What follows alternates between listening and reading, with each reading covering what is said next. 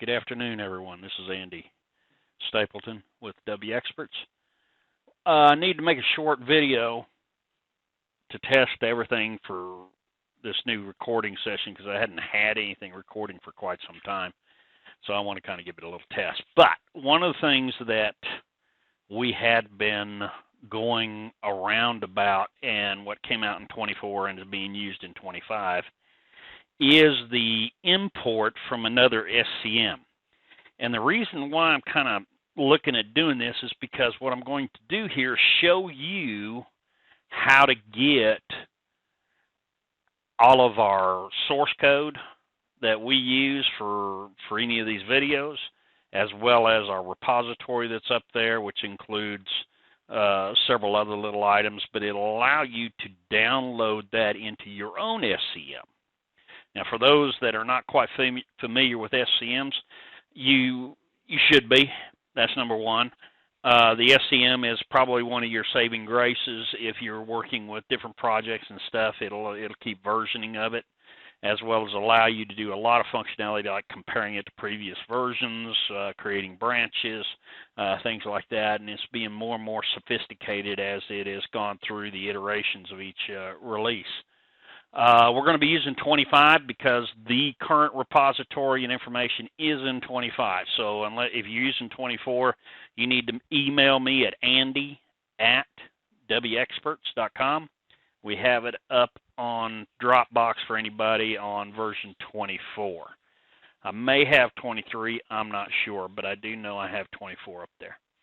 So, in order to share something from your repository or your SCM to my SCM, or vice versa, you need to have the ability to get on both sides. Okay? So that means that if your buddy says, hey, you can get this from my SCM, he's got to give you a user ID and password to get into his SCM.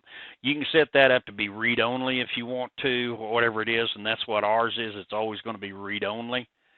But let me take you through those steps and show you how to get that downloaded currently, and then we'll talk about where we're going to go next with version 25 and see. So I'm opening up Windows 25, version 25 for WinDev, and the only thing I'm doing is going straight to the SCM. I'm not opening a project. I don't need to. I just need to manage the SCM. Now, normally, your SCM will automatically come up into where you do most of your work, okay?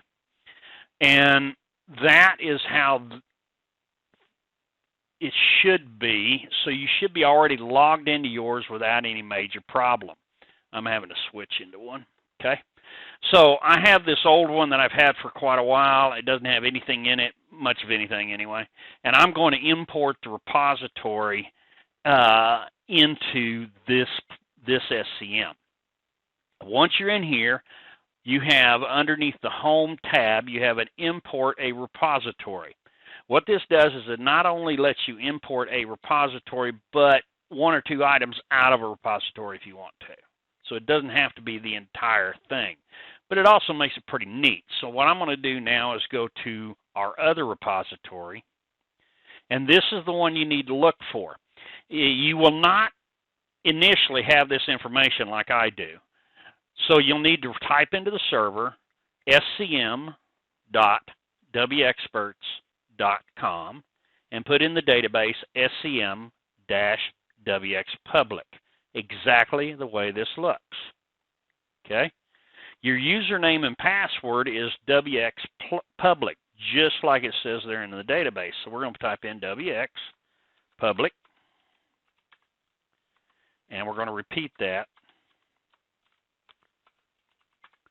in the password. This allows you to get to our shared, looks like I got too many on there. This allows you to get to our shared SCM and download or get into your SCM any of the information that we have. Man, my typing's gone to terrible. Try this again. Pub, L-I-C. Okay. When you hit next, you can hit the test just to say, And of course, we've got a good connection. We're going to hit next. And you have two choices: import the entire repository or just part of the repository. You can import the whole thing. There's not a whole lot in there, but it's going to take a few moments to get it. Let's do an import of part of the repository. When you hit next, you'll see that you've got an SCM. Expand that. You'll see that there are two things in our repository at the moment. We are going to be expanding this with other videos and actually putting up some source code from prior videos up here as well. So this is going to get fuller and fuller as we move along. The repository is on its own route. It's right at the bottom because it's not a demo or example, and all you need to do is hit the dash to put it in the other side, hit next. You can make a backup of the target repository. That's your SCM. If you haven't done that in a little while, you might do that anyway. But at the moment, we don't need to do that because I have backups going on the other one. Please do not turn on the make a backup of the imported repository. As we do our own backups, you will not need to do that. Once you're finished, a moment there and come back at this, and then when you hit the finish button, what it'll do is go ahead and start downloading the repository to your local machine. Do the same thing to get the example code, things like that, and move forward. Now, where we're going to go with this is tomorrow I'm going to make a video of basically utilizing that repository in creating a new project along with just a simple list box and form, so that way you can have that as an example to work with on any of your future projects. We're going to go over why we do a certain database, why we use the choices we need to use, whether it's Hyperfile Classic, MS SQL, Postgres, whatever it is, and choose how to work with that. And tomorrow we'll be just using the Classic version is what we're going to be using, so it will be fairly simple. Anybody can do it.